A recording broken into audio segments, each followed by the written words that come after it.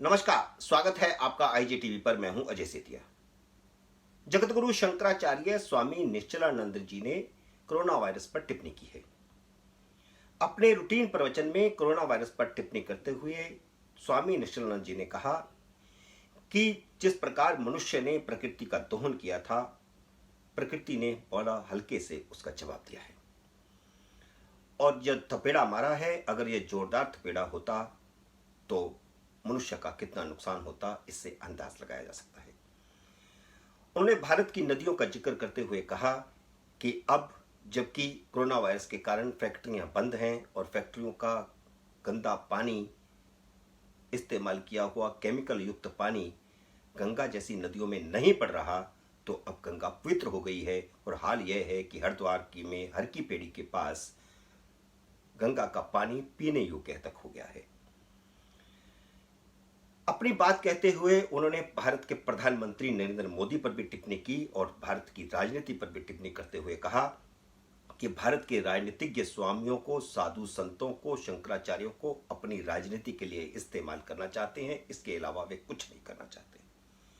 उनकी यह टिप्पणी राजनीति पर, कोरोना वायरस पर और प्रकृति पर बहुत महत्वपूर्ण है। छोटी सी टिप्पणी, लेकिन बहुत कारगर, बहुत महत्वपूर्ण।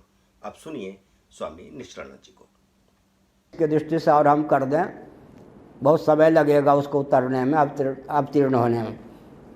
एक व्यक्ति ने पूरी पीठ में आकर, वो बिहार के ही थे, आईपीएस पदाधिकारी थे, नाम नहीं लूँगा, और नाम ले लूँ तो कोई आपत्ति नहीं, निंदा तो मैं नहीं करूँ। रामचंद्र खां, उन्होंने क्या कहा,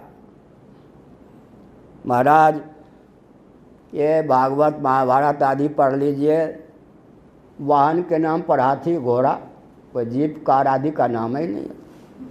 देवताओं तक विमान सीमित, मनुष्यों को सुलभ नहीं।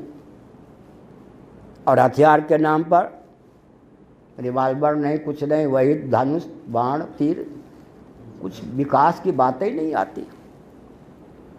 तो हमने कहा आगे सोचिए, आगे क्या होगा।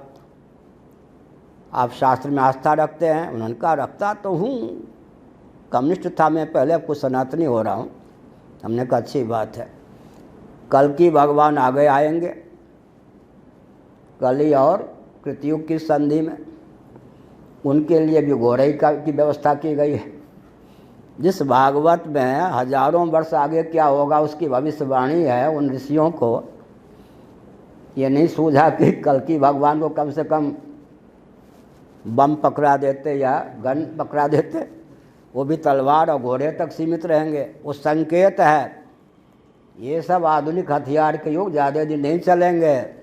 निशस्त्रीकरण की बात नेहरू जी आदि करते थे, अब प्रकृति बाध्य कर देगी। बुरा न माने, कल मैंने एक वाक्य कहा था, उसी को दोहराकर वचन को विराम दे रहा हूँ। वही ढाक के 3 पात, ढाक बने पलाश किंशुक, उसके 3 ही पात होते हैं। उत्तर प्रदेश में कहावत, वही ढाक के 3 पात। या रोग चला जाए, कल्पना कीजिए जल्दी, फिर फैक्ट्रियाँ खुल जाएंगी या नहीं, फिर वही सब होगा या नहीं, गंदा नाला फिर गंगा आदि में डालेंगे, महानदी नदी में डालेंगे या नहीं, समुद्र में डालेंगे नहीं, फिर वही परिस्थिति होगी या नहीं। इसलिए मैंने संकेत किया कि प्रकृति और मैं कुछ अपने ढंग से किसी और स्वरूप में स्थित होकर बोलता हूँ। ये जो महामारी फैली है, ये तो 2-4 दिन में भी शांत हो सकती है। मयाध्यक्षेण प्रकृति सूयते सचराचरम मम माया दुरत्यया ब्रह्म शक्ति रेवा प्रकृति ही, और मम योनिर्महत ब्रह्म तस्मिन् गर्भम दधाम्यहम। भारत के प्रधानमंत्री अगर बड़े बहुत लाडले प्यारे हैं, राजनेता तो राजनेता ही होते, लेकिन बड़े लाड प्यार से मैंने देखा, वो बहुत ही संयत होकर मेरे पास कभी बैठे थे। मैं नेताओं से संपर्क नहीं करता, लेकिन हृदय से अगर वो घोषणा कर दें कि प्रकृति ने मीठे चपत लगाकर पूरे विश्व को और भारत को भी जो संकेत दिया है, उसे मैं समझ चुका हूँ। भगवत कृपा से यह विभीषिका दूर हो और मैं भारत को वेदादि शास्त्र सम्मत दर्शन विज्ञान व्यावहारिक धरातल पर भारत के रूप में उद्भाषित करने का व्रत लेता हूँ, यह महामारी कल ही समाप्त होने लग जाए। प्रकृति भगवान की शक्ति है, अचित होने पर भी चिन्मयी है। जैसे काला कलूटा लोहा भी अग्नि के संपर्क में आकर दाहक प्रकाशक बन जाता है, वैसे ही मयाध्यक्षेण प्रकृति सूयते सचराचरम, कर्तृत्व प्रकृतिनिष्ठ है, गुणनिष्ठ है। ऐसी स्थिति में प्रकृति भाषा समझ लेगी प्रधानमंत्री जी की, लेकिन उनके सामने कठिनाई क्या है? जो भी प्रधानमंत्री रहे हों, आगे होने वाले हों, यही रहें बहुत समय तक, हमारे कोई पक्षपात नहीं है। इन लोगों के सामने है, अगर किसी मनुवादी की बात मान ली तो हम शासन नहीं कर पाएंगे। इसीलिए भारत नष्ट भले ही हो जाए, रसातल में भले ही पहुंच जाए, किसी धर्माचार्य किसी आध्यात्मिक मनीषी के पास जाकर घुटना नहीं टेकना है, उनसे मार्गदर्शन नहीं लेना है। बन सके तो उनको भी अपने पार्टी का प्रचारक बना के रहना है। इस उन्माद के कारण यह अव्यवस्था है। ऐसी स्थिति में मैंने कहा ये बीमारी कुछ नहीं है, मैं ठीक ठाक बोल रहा हूँ, बहुत ही समझ बूझ के बोल रहा हूँ, ये तो उन्माद की पराकाष्ठा है। कम से कम भारत के विविध मुख्यमंत्री प्रधानमंत्री इस बात की घोषणा करें।